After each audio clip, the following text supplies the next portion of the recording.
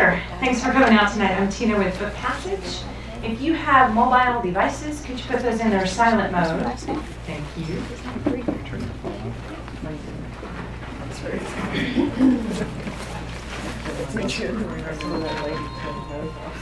So I'm willing to bet there's a few people here tonight who have read some of the Walt Longmeyer books. Is there anyone here who actually has not read a Longmeyer book yet? See, I'm more sad for me than you because you have all of them ahead of you. I haven't read Dry Bones yet. I can't bear to do it. I can't start. Diving into a visit with Walt Longmeyer and all of the characters in Absaroka County is something to be savored, and then it's over too quickly. And then I'm impatiently tapping my toes at Craig Johnson, asking him to hand me the next one, when I know darn well it's going to be a year or so on. And if that isn't hard enough on a girl, this time he's decided to include another of my great loves, paleontology, in this latest book as well. Customers are telling us they love it, of course. The dispute over the T-Rex bones by multiple parties in the book is fascinating, I'm told. And it's a hoot to watch them wrestle over it. And you'll laugh, and you'll cry, and you'll fall in love with Walt all over again. I know that, of course. And then Longmire, the TV show, has anyone been watching that? If you've been following, has been picked up to keep running, and I'm thrilled about that. And I'm here Greg to tell us more about that as well. So let's turn this over to the author. Book Passage is thrilled to bring back Craig Johnson. I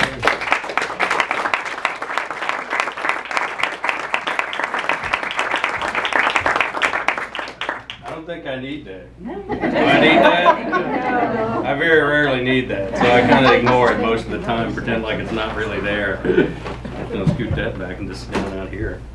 How are you? Pretty good. good. Good to be back. Okay, I came to Book Passage on my very first book tour with the Cold Dish. And I came a couple years in a row, and then I think I skipped a bunch. So I haven't been here for a while. Yeah. That's one of the newer ones though, because that's got Robert Taylor on the front of it. Like if you want to hold up her Cold Dish, like a copy, like it's got Robert on the front. So that came a little later. Okay, but yeah, it's good to be back. Like I'm here for the 11th. Walt Longmeyer mystery novel. And then there's also a collection of short stories that came out last year called Wait for Signs. And then there was a little novella called Spirit of Steamboat that was actually made the first state read for the state of Wyoming. And if I sound proud about that, I kind of am. I got to tell you, not bad for a guy from a town of 25, huh? The thing I didn't know I was letting myself in for was that they had a list of all the libraries they wanted me to go to, and they were only going to send me like about 12 libraries, and I told them, I'm not going to do that. It was all the big towns in Wyoming, not to use that term euphemistically like that here in California like that, but I said, I'm going to go to all the towns I can. Like I ended up going to 63 libraries in Wyoming in one summer, and once again I said I use that term euphemistically because Wyoming sometimes has some interesting ideas about how to implement a library in very low-served areas like that. And so when they gave me the list, I was looking at some of the towns that they had, and you'd be hard-pressed to find a town in Wyoming that I don't know. And so I looked, and there was one in Daniel like that, and I said, well, all right, now there's the Green River Bar and the post office, but that's all there is in Daniel. Like, where's the post? Where am I going to do my event? And they said, well, there is a library in Daniel. What it is it's the bookshelf behind the pool table in the Green River Bar. Like, and what you do is you go and get your book, and then you check it out with the bartender, and that's how you get your book checked out. And so then I looked at it, and I said, well, okay, Elk Mountain. There's no library in Elk Mountain. They were like, oh yeah, there's a library in Elk Mountain. What it is a lockbox out in front of the hotel, and everybody goes and everybody in the community gets a key, and you all go and unlock the key, and get your books out, and put your old books back in. They cycle them out every week or so, like that. And so it was interesting to have that happen. But some of you may not know I have a very unique relationship though, like that with those libraries. And how it started out was I got an offer to go speak to a library in Meeteetse. Which was one of those big towns I was talking about. It's got 351 people in it. And so I went over to Meeteetse to go to do this library event. And they asked me, they said, well, could you do this? And I said, yeah, sure. And they wrote me back, and they said, well, just so you know, we're just like a little, branch library out of Cody over here in Park County. We don't have a lot of money for honoraria or anything. And so I wrote them back, and I said, well, once you reach a certain level of literary notoriety, it's very difficult to negotiate your honoraria. I said, but my name's always been 6-pack of Rainier beer cans preferred. Well, the problem was I got in all the newspapers, like, so all the libraries started having me do events like for a 6-pack. It's kind of worked out for both of us. I've done every library in Wyoming, and I haven't bought beer in about, I don't know, 7 years. It's been kind of handy like that, but we had something unique happen here with the Spirited Steamboat. When they kicked it off with the state library down in Cheyenne, like, and so I was down there, and the state librarian came out, with this, 12 packs, rampant feather bedding in the library down there in Cheyenne, the state capitol, like, and so they bring it out. Let me tell you how much librarians like bringing beer into their library. It was like wrapped up, with brown paper and packing tape and twine. I mean, it looked like heroin is what it looked like. And so they brought it out, like, and she sat it down. She goes, "This was kind of hard to get." And I said, "Well, yeah, I know." I said, "It's kind of a working class, blue collar kind of beer." I said, "A lot of the bars don't carry it anymore." And she goes, "No, you don't understand. The distributors had a hard time getting it." And I said, "Well, yeah, I know. If the bars don't carry it, the distributors don't carry it." And she goes, "No, you still don't understand. They're out of beer." And I said, "What?" Okay, this was about 2 weeks into Longmeyer when it first started up. And everybody saw Walt drinking Rainier beer on television, ran and bought it. Not they drank it, they bought it, right? And so it was so funny, like, but it sounded a little funny, like, so I thought, you know what, I'm going to check this out. Like, so I called up the headquarters, and they've moved, like, they're now based out of Irwindale here in California. And I called them up on the phone, like, and I said, "Hey, are you guys?" "We are out of beer. We are totally out of beer. We have had a huge spike in sales. Like, we've been brewing this beer since after Prohibition. We have no idea what's going on." And I said, "Well, I have what we call in my business a clue, And so I talked, with him about it and everything. And he was very excited. They were very excited about being the shaken, not stirred martini of the Wyoming sheriff, And so, and so we're talking about 5 or 10 minutes or so. Again, it was a very nice conversation. We get finished up, and he says, "Well, not to worry because, we're in full production, so it'll be back out on the shelves here in about 4 days." Which kind of gives you an indication of how long it takes to make Rainier beer, right? I mean, if you're slaving under the thought process that it's aging in fine oak casks, up in the mountains there in the Olympic Peninsula, you need to rethink that one right off the bat. But other things that happened to me, like that, I had this was one that probably drove it home, like how important having a TV show was, like because I had written like 7 books, before Hollywood ever got a hold of me. And it was kind of funny like that because the TV show had started up, and we always start all of our tours. We always start them at the Buffalo Bill Museum there in Cody, which is a really fantastic museum. If you ever get a chance, try and get over there and see it. But we take off out of there and we go up to Billings to jump on a plane because my wife won't fly on the planes that fly out of northern Wyoming, because they're the ones that give you the leather helmet and goggles and say, fly along when it starts moving. So anyway, we're driving up to Billings, get on a real plane, and I'm hungry. My wife knows traveling with me is kind of like traveling with a trained bear. As long as the bear stays fed, we'll all be okay. So we're going through Red Lodge, and she says, well, let's stop and let's have some lunch. So we stop and we have some lunch, and I go over to pay, for lunch, and I'm writing a check, which kind of gives you an indication what kind of place it is. Like you can still write a check, and so. But I had on one of those Absaroka County Sheriff's Department ball caps, that we sell on the website. So when I'm not wearing one of these, I'm wearing one of those. So I had one of those on, and I go over and I'm writing the check for lunch, and the woman behind the counter who owns the cafe, she looks at me and she goes, "Where'd you get that hat?" And she said it real aggressive, and I thought, oh no, she thinks I'm a sheriff's deputy and somebody's dying in ditch, and I'm gonna have to go chase somebody down the main street of Red Lodge. And I looked at her, I pointed at my head, and I said, "It's not a real county." And she goes, "The hell it's not. It's Walt Longmire's county."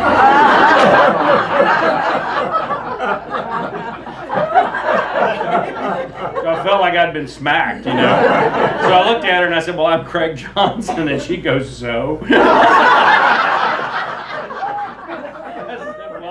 "I'm the one that writes the books." And she goes, "What books?" And then that little voice in the back of my head just said, "Get out of there. Get out of there. Give her the check and get out of there." My pride wouldn't let me do it. And I said, "Well, the books that the TV show is based off of." And she says, "There are books." So I told Viking Penguin after that was going to be our motto for our book tour from now on. Yes, there are books. But yeah, this is the 11th one. It's an interesting book in the sense that the majority of my books tend to come from newspaper articles. Like what I do is every time I'm traveling around, there in Wyoming, Montana, and Colorado, South Dakota, everywhere, and I'm always picking up, newspapers from those little towns, because they're great little stories that you just can't get anywhere else. And so I'm always grabbing those, and then cutting articles out and putting them in file folders for future use. And so, I would say I'd say a good 95% of the books tend to be from newspaper articles, but this one's a little bit different in the sense that how it started out was.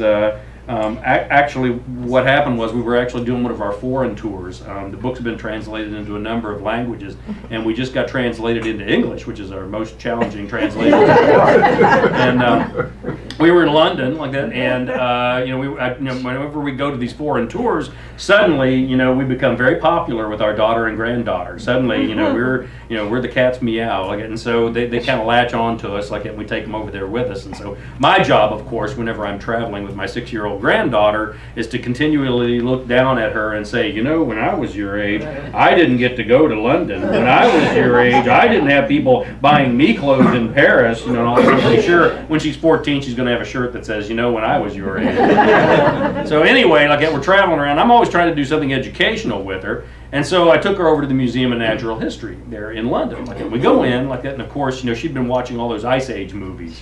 So she kind of gravitates, towards the dinosaur section, okay? And so we meander over into there, and they've got a great big giant, T-Rex. And, it's really a beautiful, display. And I'm looking at it and I'm thinking, wow, and I look down and it's got a plaque at its feet and it says it's from Niobrara County, Wyoming. And I look up at the thing and I'm like, haha, we meet again. And and I thought, that's kind of interesting. It came all the way from Wyoming, And so I think it was about 6, 7 months later, that I was over in Paris, and we were in their Museum of Natural History, and I walk into their dinosaur exhibit. There's another T-Rex with another plaque, and it says Wyoming. And I thought, this is kind of odd. So I called up a buddy of mine who's a paleontologist back in Wyoming. I said, what's the story on this? And he said, there was all that Carnegie money, and he said, and there were these 2 paleontologists, Cope and Marsh, and he said there was a major competition. These guys were pretty much the godheads of, scientific, study of dinosaur bones and paleontology as a whole. And he says, big competition between them, and they dug up a lot of stuff. And he said, and up there where we are in that Powder River country, the way the geology is based and everything, there are just tons of T-Rexes that they found over the years. And so I started doing a little bit of research on this stuff, and this is the way the books always start. I get an idea in my head, and then I just start reading.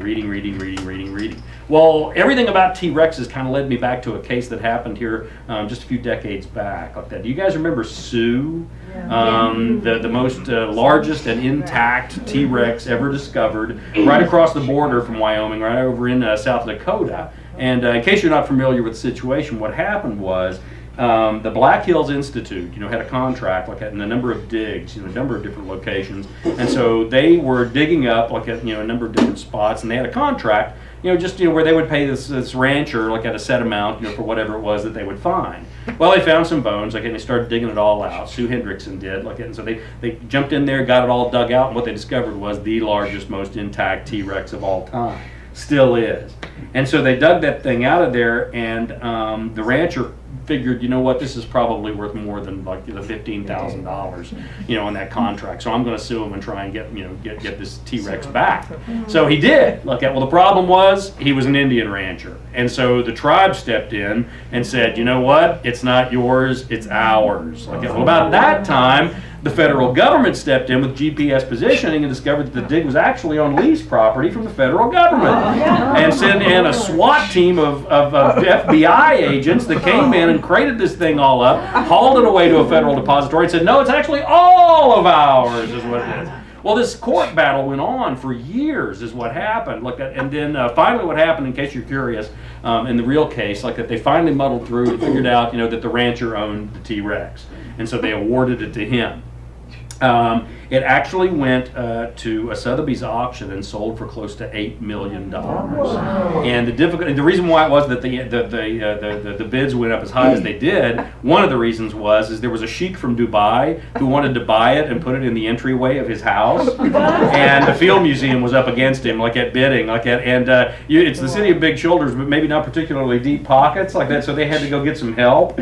And so they enlisted the help of McDonald's and Walt Disney, and they were the ones that underwrote the bidding for Sue. So if you want to go see Sue, where she is, she's in the main hallway of the Field Museum in Chicago. Look, it's pretty amazing because when you walk in the main hall, look at there's this mammoth that's right here, this huge mammoth. Like you look, and then over top of the mammoth from behind, there's this T-Rex, like, and she's turning her head like this to look at the door as you come through, and I swear the look on her face says, "What's for lunch?" But it got me to thinking, and all I could think was, boy, does that sound like a Walt Longmeyer mystery.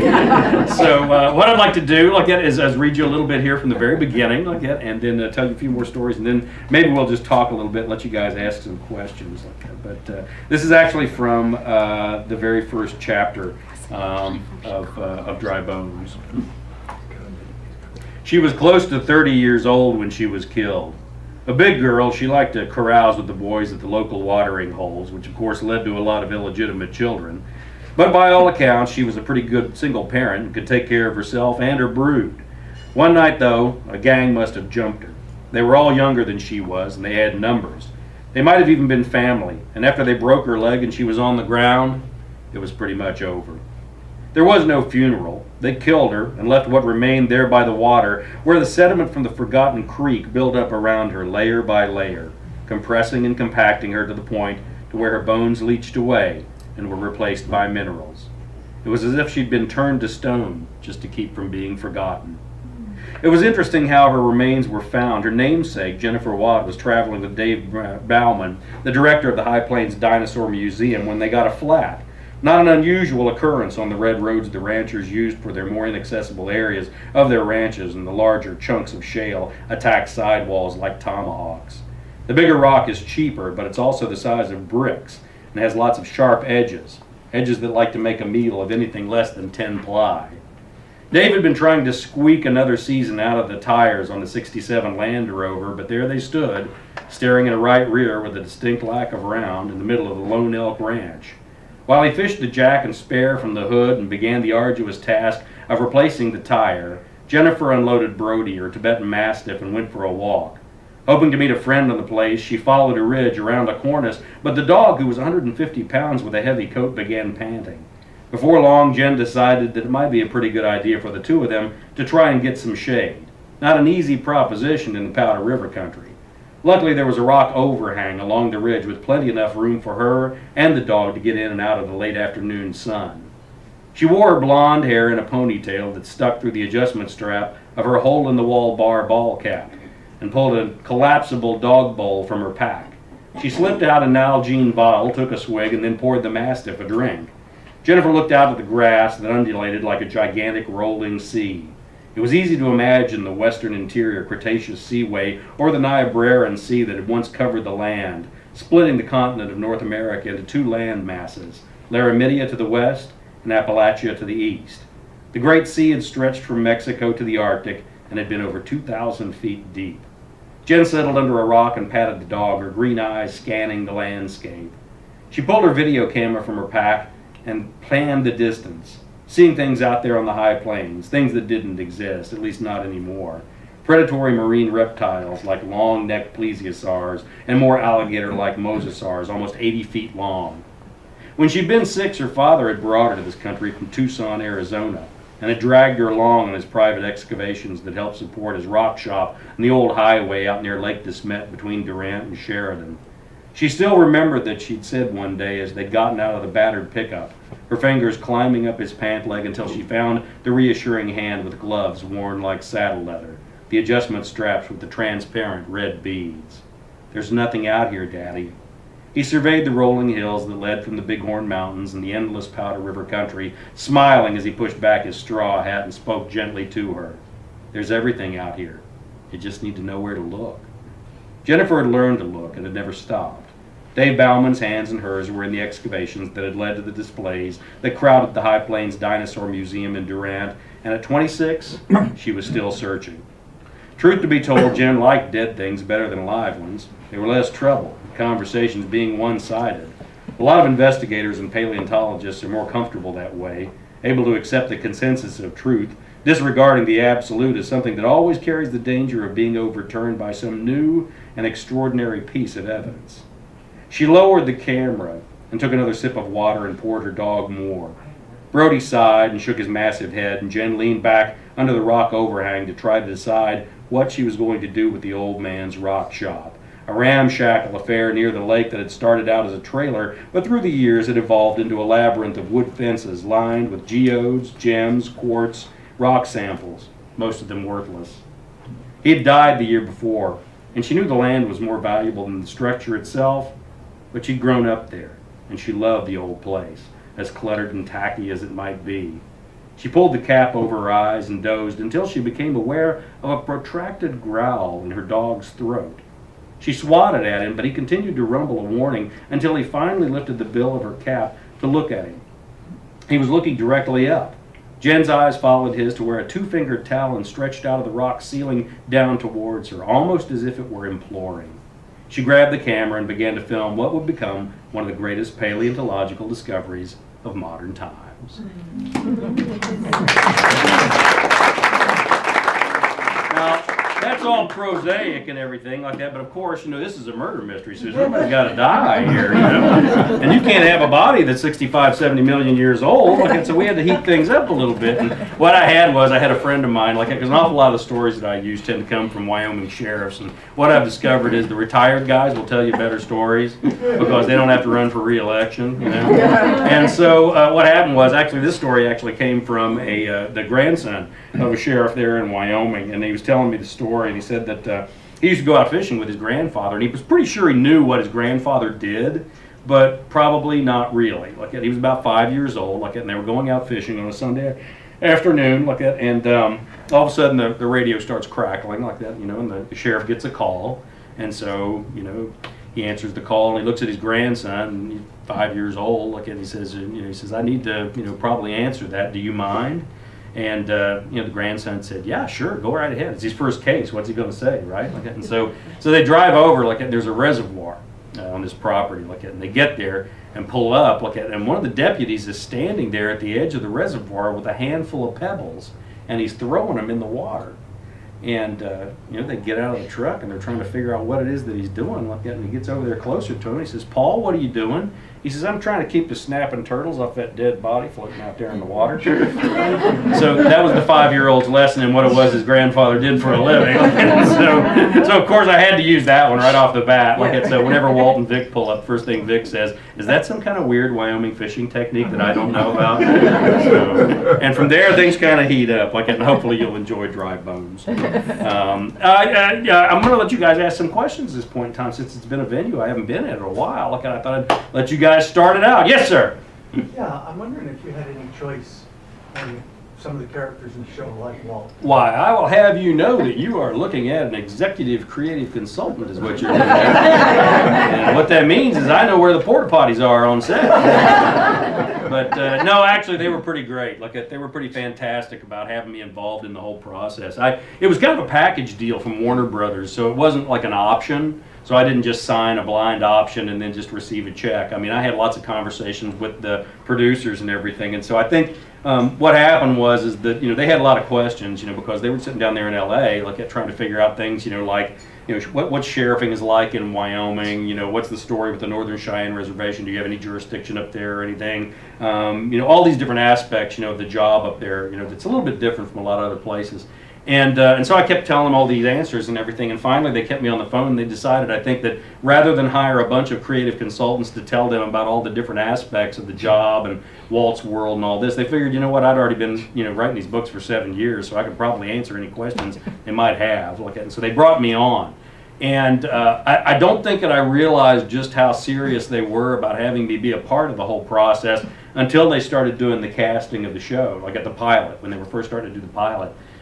What they did was they sent me a big packet from FedEx, an overnight package of DVDs of the auditions of all of the actors that they were looking at, you know, for Walt. Because that was the first big issue, you know, you had to find a Walt, you know, to kind of hang all the other characters off of. You had to find that sheriff first. And the first conversations that we had were kind of curious too, like that, because they asked me, one of the big questions they asked me, they said, well, why is Walt as big as he is? In the books, because in the books Walt's like 6'5", weighs about 250 some pounds. I mean, he's a big guy, And I explained, I said, well, you know what, he played football at USC, like that. He was a Marine investigator in Vietnam. He was just it's a a lot of those jobs call for a larger man. Like it just makes the job a lot easier if that's the case. Like it, and then I was laughing about it like that because I said, well, it really doesn't matter anyway though, because everybody in Hollywood's 5'5" anyway, and they didn't think that was very funny at all. And so anyway, like they asked me, they said, well, would you ever think about actors whenever you think about the Walt? And I said, well, no, I've got friends and family and people that I utilize as characters in my books. I mean, one of my favorite quotes is the one from Wallace Stegner about teaching and writing fiction, where he says, no piece of fiction ever written is quite as good as that piece of fiction at the beginning of every book that says nobody in this book is based off of anybody alive. I mean, that's a crock. That's your job, to go find people to put in your books. And I said, well, I just don't think of actors. And they said, well, if you were to think of actors, which actors do you think of? And I was like, well, like Joel McCrea, Ben Johnson, Gary Cooper. And they said that was no help at all because all those guys have been dead for 40 years. So I told them, I said, well, I'm not going to be much help to you guys. And so the next thing I knew, that's when the box of DVDs arrived, all these DVDs. And so my wife and I sat down there at the kitchen table at the ranch, and so I started, putting the DVDs, in the DVD player, and we're watching the wall, and all these guys are, coming in, and they're all being Walt Longmeyer, and none of them are really working for me. None of them are really, clicking, for some reason, And I finally got down to the last DVD, literally the last one, and I looked, and on the bottom it said Robert Taylor on it, and I thought, well, they took my advice after all, didn't they? That joke does not work with the under 30 crowd at all. Robert who? And so anyway, and they also wrote me a little note on the bottom that said he's 6'3". Nah, nah, nah, nah, nah. So I took the DVD out and I popped it in. There were a couple of things I really liked about Robert Taylor right off the bat. One was, he's a big guy, rangy like that, but he had weathering on his face. He looked like a guy who'd been spent time out of doors. And anybody knows anything about Western sheriffing knows that's generally where the problems are, and it's where it is that you spend your life. And so I really liked that, and I liked his voice. I liked everything about him. And I was really on board, with the Robert Taylor at that point in time. It was about then, though, that I heard this little voice behind me go, "Oh my." I turn around and look at my wife. She goes, "He's handsome." And, I look at her, and I look at him, and I look at her, and she goes, "He's kind of like a TV version of you, taller, better looking, with a better voice."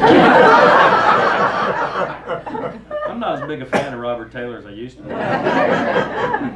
This is the way it works, by the way, in case you haven't been to one of my events. You ask me a question, it takes me 20 minutes to answer. We have time for one more question. Just kidding. Yes, ma'am. Are they keeping the same cast for the new network? Oh, yes, they are. Yes, they are. That. We got kicked out of the reality TV basement apartment, up to the penthouse in Netflix, which is kind of nice. And yeah, every single one of the characters is coming back. Not one person has dropped out, which is pretty wonderful. I'm not going to be the one to tell any of them that they couldn't come back anyway. They really worked very hard to try and get the show back on the air, and so did a lot of you. I think there were an awful lot of people from the Longmeyer posse and folks that really jumped on social media and everything, and it was kind of a unique situation where a network decided to cancel the highest rated scripted drama that they'd ever had, which was very odd. And then the other thing was that all of these people jumped in and said, no, we don't want to see the show canceled. We want it back on the air again. And it was nice that Netflix took notice of that and decided, what, this show probably needs to stay on the air.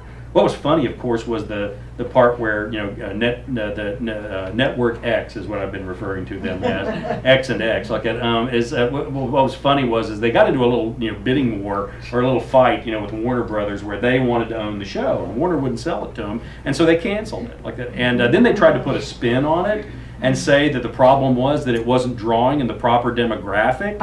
Well, let me tell you who you do not want to piss off in this country.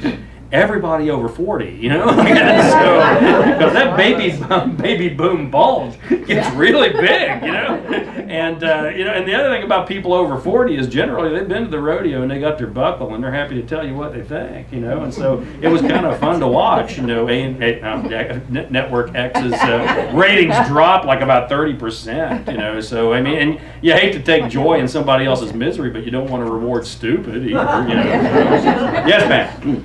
No, the drop Sort of along the same lines, like, how long did it take Netflix to pick it up? Because it seemed like there was like a 6-month stretch there where we're like, what's gonna happen? You know, Netflix were the ones that jumped in right at the beginning and said, we will take this. And they were really high bidders, and nobody else even came close.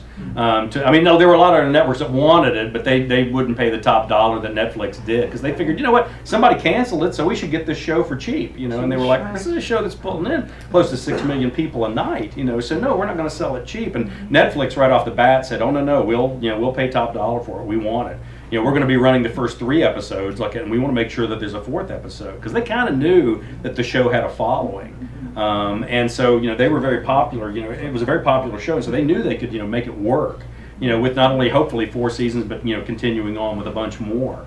But the difficulty was that the structure with Warner Brothers was all set up for cable television and for broadcast television, and so they had to work out and finagle all of the contracts for streaming services, like for delivery system, like that, you know, like a subscription deal like Netflix. And I guess that took forever because it's never happened before, other than a show that's been canceled and they just, you know, took the old, you know, shows and redid them. So that was kind of a big deal. So, yeah.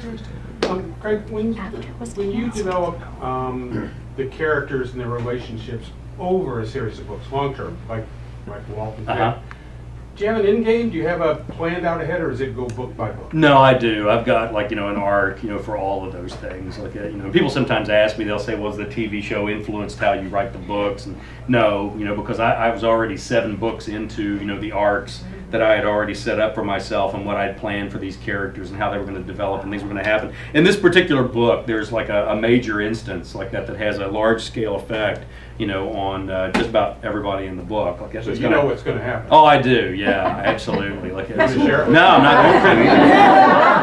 And don't ask me any questions about TV show either, because I had to sign a contractual obligation of a non-disclosure form. Like, it's, you know, and I don't know. You could be a spy for Warner Brothers. I don't know. We're in California. You could have just driven up. You know. Let's see if we can trip this cowboy up. Let's watch this. Yes, ma'am. So I'm a big fan of the audiobook. Yes, ma'am. And I found you because they suggested it, and I'm completely addicted. So I'd recommend it to anybody because your reader is amazing. George Guidell, who I actually got from another mystery author you probably never heard of, a fellow by the name of Tony Hillerman. And what happened was I met Tony whenever my first book came out. I had a short story that won the Hillerman Award that was in Cowboys and Indians magazine. It was actually included in the collection of short stories called Old Indian Trick. And so I met Tony and at that point in time we were, you know, batting phone calls back and forth to New York about the audio versions of the books. And Tony looked at me and he says, you can get George Guidell, get him for a reader because he's really good. And so whenever I was talking to, you know, the audio people the next day, they said, well, okay, we've got a couple of different readers we're thinking about for your books. And I said, you know, okay, look at it. And they said, well, George Guidell's one. And I said, him. And they said, do you want to hear the others? And I said, no, if he's good enough for Tony, he's good enough for me. And that's how I got George Guidell. And one of my favorite stories about George is a dirty little trick I did to him, was that, you know, we did 4 books. And I got to the 4th book and I was actually in New York. And did an interview with him, it's after Another Man's Moccasins, and so we were talking, and I said, you know, what an amazing voice he's got, and I made the statement, I said, you know, well, you must have an incredible singing voice, and he said, no, I don't sing at all, I really don't, Greg. He said, I can pretty much imitate anything, and I can, you know, do voices and all that, but I don't sing at all, and so I don't know if you recall or not, but in the 5th book, Dark Horse, there's a part where Walt's in a cheap motel out on the Powder River, and the guy next door is playing the radio really loud, and he's playing Eddie Arnold's Cattle Call, you know,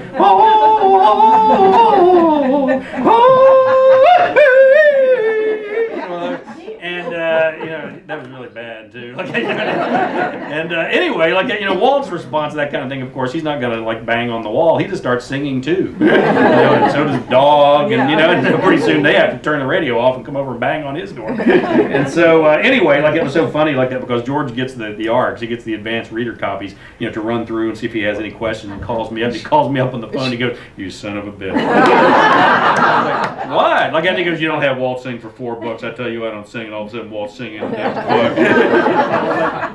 I thought it was an interesting thing to try, George. So I've done different things to him over the years, like to kind of trip him up a little bit. But he's a great guy. He really, really is, and a marvelous reader. He's just a magnificent reader, really, really, really sharp.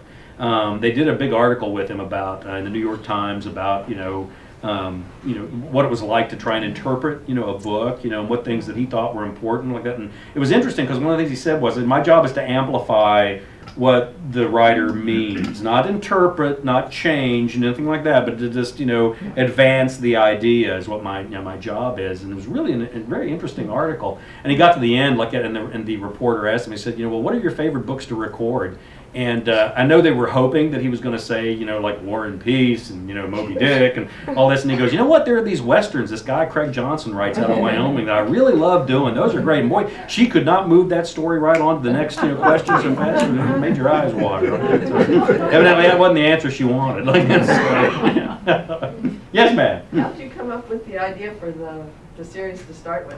About 12 years ago, wherever I was sitting down and thinking about, what I wanted to write and what I wanted to do, that was the time period whenever all of the CSI stuff was really rampant.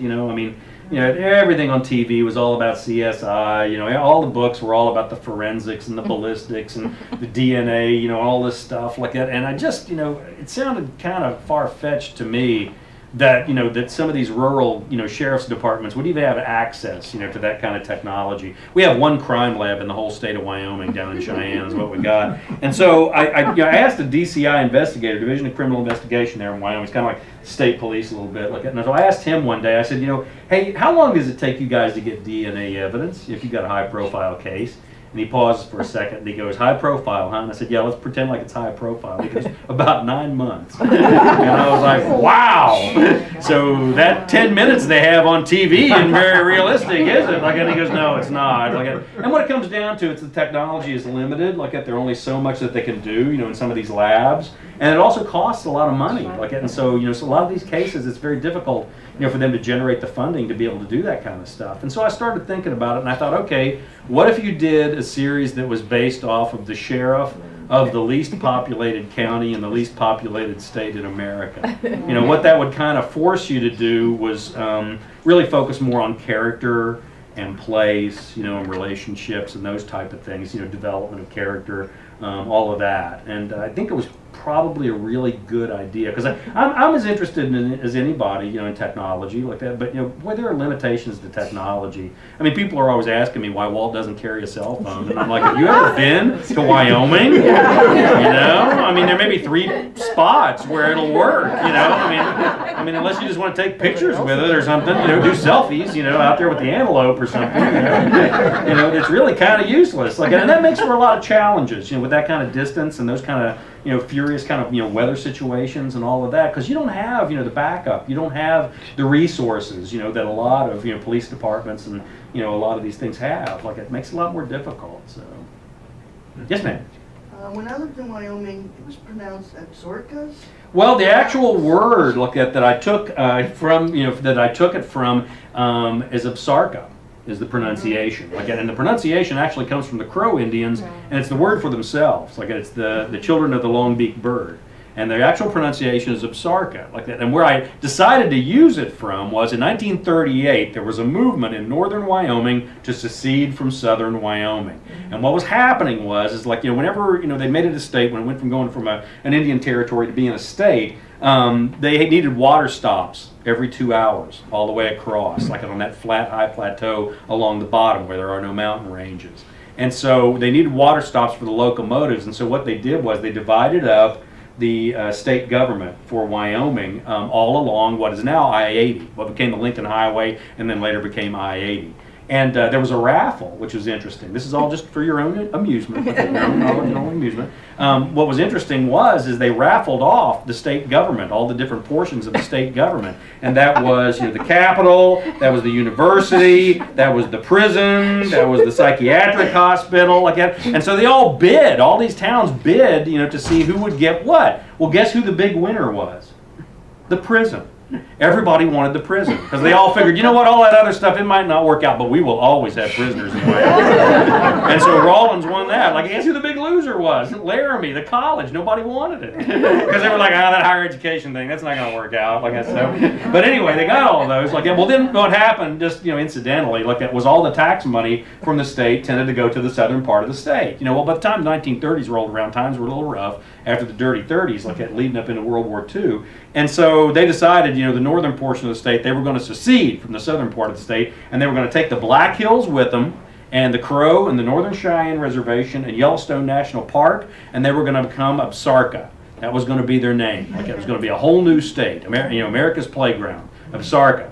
And so I decided, I was going to do this 24th county in Wyoming. There are 23 counties in Wyoming. I was going to come up with a 24th one because I figured, having a little bit of a literary freedom, like a little bit of license, might be a good idea. And probably Faulkner knew what he was doing when he did that. And so I decided I was going to do that. And I was talking to my buddy Marcus Red Thunder from up on the Northern Cheyenne Reservation. I said, I think I'm going to call it Absaroka County. And he pauses for a second and he goes, is it mostly white people in this county? And I said, yeah. And he says, then they would mispronounce it and call it Absaroka.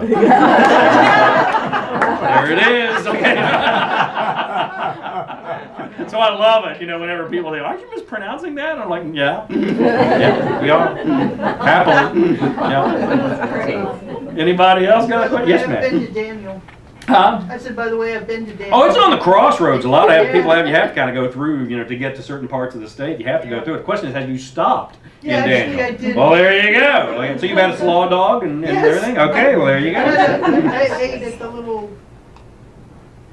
building there. Yeah, that's the Green River Bar. Okay, a fine establishment. What do you mean that little building there? What yeah, pretty much. Yes, ma'am. Did you have a law enforcement background? I had experience as a law enforcement, but it was an awfully long time ago. Like my experiences were as a patrolman, whereas with sheriffing, it's a little bit different. It's a very, very different breed of cat, and so I was very fortunate that. I had a really good sheriff right there in Johnson County who I could go and do ride-alongs with to kind of get the idea, of what the job is. And when I'm overseas, I really have to work hard to kind of describe what a sheriff is because they really just don't get that, because I have to explain to them it's an elected, the only elected law enforcement official in the United States. So not only are you a policeman, but you have to be a politician too. And actually, also too, the chief law enforcement officer of the county. Mm-hmm. Oh gosh. Oh yeah, absolutely. So, yeah. But for me, the big trick there was that, and it wasn't by accident that I chose that like that, because what I wanted was I really wanted Walt to be connected, to the community. I didn't want him to be driving around with a pair of chrome sunglasses glaring at people. Yeah. I wanted him to be able to have to get out and talk with people and know people and really be involved in that social aspect of community policing, which I think is one of the the real strong suits of law enforcement, is getting to know people, knowing the problems and trying to solve those problems before they become big problems later on. And it all kind of dovetailed. It all kind of worked together, I think.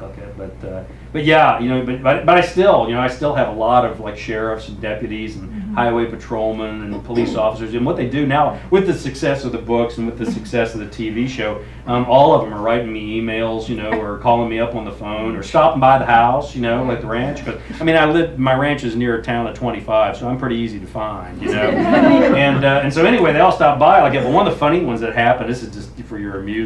I got a phone call from a dispatcher over in Fremont County in Wyoming. And she called me up. She goes, Craig, I got a story for you. And I always listen very carefully when the dispatchers call you like that, because the sheriff will tell you good stories, the deputies will tell you better stories, but then the dispatcher, she will actually tell you the truth, okay? And so I always listen very carefully when they get in touch with me. And she goes, Craig, I got a story for you. And I said, okay. And she said, well, we got a call the other day from this woman that I had a problem with one of our deputies, had a moral issue with one of our deputies. And I was like, ooh, that sounds interesting. Let's hear what that story's about. And so she said, well, she called because she'd seen one of our deputies out, and she had the top 3 buttons of her uniform shirt open.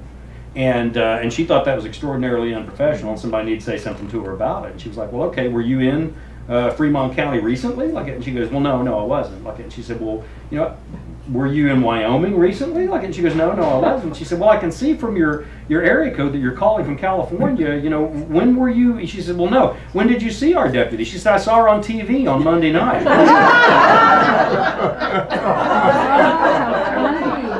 the dispatcher had to explain to this woman, well, that's actually a TV show. And then the woman tried to argue with her and say, yeah, but it's a reality TV show. She's like, no, it's not. It'd be an expensive reality TV show to make. You have to kill somebody once a week. Anyway, anybody else? Yes, ma'am. How did you end up in living in such a small place? You know what? I delivered horses. My grandfather was a blacksmith, and so I was delivering horses out of Montana into that little area right there, at the base of the Bighorn Mountains, and just fell in love with that place, and there was a rancher I was working for, and I went down there to deliver these horses, and a guy was coming up from Oklahoma City to meet me to pick up the horses. I don't know why they chose Ucross, Wyoming, but they did. And so anyway, I drove the horses down from the western part of Montana, got down there, and just looked around, and it's this beautiful little spot, and the Bighorn Mountains, are just under 14,000 feet, leading out into the Powder River country, into high plains, and it's right where Clear and Piney Creeks run in together. It's just a beautiful little spot, big aspens and cottonwoods. And it's beautiful in the wintertime too, as far as I'm concerned. But I just thought, boy, if I get the chance, this might be a place where I'd want to live. So anyway, I got the horses down there, and the guy wasn't there, the guy from Oklahoma. And so I called up the rancher, I went over to the bar, and used their phone, and called up the rancher, and I said, well, hey, he's not here, what do you want me to do? And he said, well, don't worry about it, he'll be along any time now. He hadn't left yet. And I was like, from Oklahoma City, he hasn't left yet? And he was like, no, it kind of gave me my first indication of ranching time. And he said, well, he'll be along, don't worry about it. And he said, just dump the horses off into that public corral there, and bucket up, from Clear Creek, into that bathtub that they use, for a horse trough, and go around to those local ranchers and find some idiot cubes, some of those 75-pound bales, and bring those in. The horses will be fine. And I said, well, that's all fine and well for the horses. What about me? And he said, well, they've got a bar, Craig. And he said, and it's baling season, so I'm sure, they need some, somebody to throw some bales down there. And so I spent, about a week, down there waiting for this guy to come up and get those horses. And I had a grand time. And just thought, boy, if I ever get the money, this would be where it is I want to build my ranch. And it took a while to get back, but I finally did. And then I, bought the property, and there wasn't anything on it. So I bought the acreage, and then just, started pouring the concrete, stacking the logs, and built the corrals and the shops and the barns and everything all myself. I did it all myself. And all the time I was doing it, I was thinking about these stories about this sheriff as I was doing it, kind of rolling those through my head. Finally, thank goodness, I got a chance to sit down and write them. Yes, ma'am. I was just going to ask you that. Do you always see the world through Walt's eyes? Like the current events right now with Waco, Texas. Uh-huh. What would Walt do? Oh, man. You don't know how well you hit the nail on the head. My next book is called The 1% Solution, which is a takeoff on two things. Do you remember the 7% Solution, the Sherlock Holmes novel by Nicholas Evans? And then also, do you remember the Hollister riots just down the road here in '48, where the AMA labeled the criminal motorcycle element as the 1%ers? Right. So the 1% Solution takes place in Hewlett, Wyoming, population 396, the sister city to Sturgis, South Dakota, that is having its 75th anniversary this year and expecting over 1 million motorcycles. And about 500,000 of them are intending to make the loop and run through Devil's Tower and go through Hewlett. And the police department of Hewlett won. And they need a little bit of help, and so Walt and Henry head over to Hewlett for the summer, It should be an interesting book. I think you'll enjoy it. We actually finally get to meet Lola, the woman that Henry's 1959 Thunderbird convertible is named for. And she's hell on wheels, let me tell you. Anyway, anybody else got a question? Should we sew it up here? Yeah, well, I'm sorry, go right ahead. Yeah. Why in the television show did they tone down the humor of Walt? I think that one of the difficulties that they have is a lot of the humor that's in the books tends to be from Walt's perspective. Yeah. Because Walt's, the books are written in first person like that, so an awful lot of, the humor is Walt's view of things or Walt's commentary of things. And they were actually going to do a narrative. They were going to have a narration and have, Robert Taylor, his voice in the background doing a lot of that stuff. But I was kind of against that, to be honest. I thought, let the actors act. You get the best people you can and then leave them alone. And they actually moved the storylines back a little bit so that Walt's wife has not been dead quite as long as she was in the Cold Dish, and some changes that they made. But I think also one of the problems was they were limited by that 42-minute format.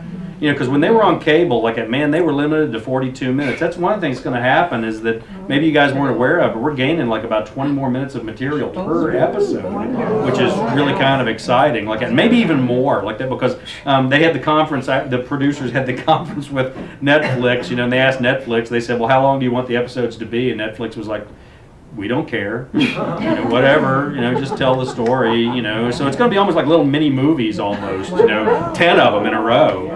The other thing they're doing, though, that they're also going to drop all 10 episodes here in the fall all at once, all 10 episodes. But you guys are going to dutifully watch only one episode a week. Oh, you liars, you. You're going to run through all of them in a weekend is what you're going to do. So, but I think a lot of that, you know, the problem with that, of course, is that they had to stay with the main storyline of each episode that had a beginning, a middle, and an end, which Netflix doesn't seem so hung up on, which should be interesting. Like, so I think you're going to see a broadening of a lot of different elements, you know, from the TV show that'll, you know, be approaching more of the stuff that's in the books, because they've got a lot more freedom now, which is kind of nice. And Henry's truck was too good. Huh? Henry's truck was too good. Yeah, no joke, isn't it? Have you've seen my truck, right? You've seen the one on my website? Okay. I offered it to them, but then they told me, they said, "Well, you do realize we have to take the truck and you don't get it back until after the television show is over with." And I was like, I can't go without my ranch truck. So that's the end of that. But they're going to do Longmeyer Days, of course. I don't know if you guys know about that. We have Longmeyer Days that we do in Buffalo, Wyoming, the 17th, 18th, and 19th of July, where the whole cast all comes up to the little town of Buffalo, Wyoming, 4,000 people, along with about 12,000 of their closest friends. And it's kind of a hoot like that. But what I think they're planning on doing is they're going to do a Longmeyer parade. And I think what they're going to do is they're going to use my res dog, the original res dog, and put Lou Diamond Phillips in it, and then hook it up to a tow truck, and he's just going to go along and save everybody from that. So we'll see if that works out or not. You had your hand up. Yes, sir. Are the books loosely based, or the movies loosely based on your books, or are you writing the scripts, or the scripts coming from the books, or? The difficulty, of course, is I kind of like pride myself that I don't write books that are easily encapsulated into a 42-minute format. You know, I mean, they're like 350-some pages, like, and they've got a lot of different subtexts and a lot of different things going on in them. And so it would be very, very difficult for them to try and squeeze, you know, one of those into one episode. Like that. And so it's been interesting to see like that. But we had an agreement from the get-go. One of the things they said to me was, they said, you know, when we use plots from the books, when we use stories from the books, because they kind of pick and, you know, choose different bits and pieces from all of the different books. They said, what we're going to do is we're going to change the endings. And I said, why are we doing that? And they said, well, because we don't want to ruin the books for all the people that are watching the TV show, and we don't want to ruin the TV show for all the people that have read the books. And so one of their favorite things to do, I'm going to warn you now, is they really, really love it whenever a couple is sitting on a sofa and one of them has read the books and the other one hasn't, and they start a storyline from the books, and the one leans over to the other and says, "Oh, I've read the book.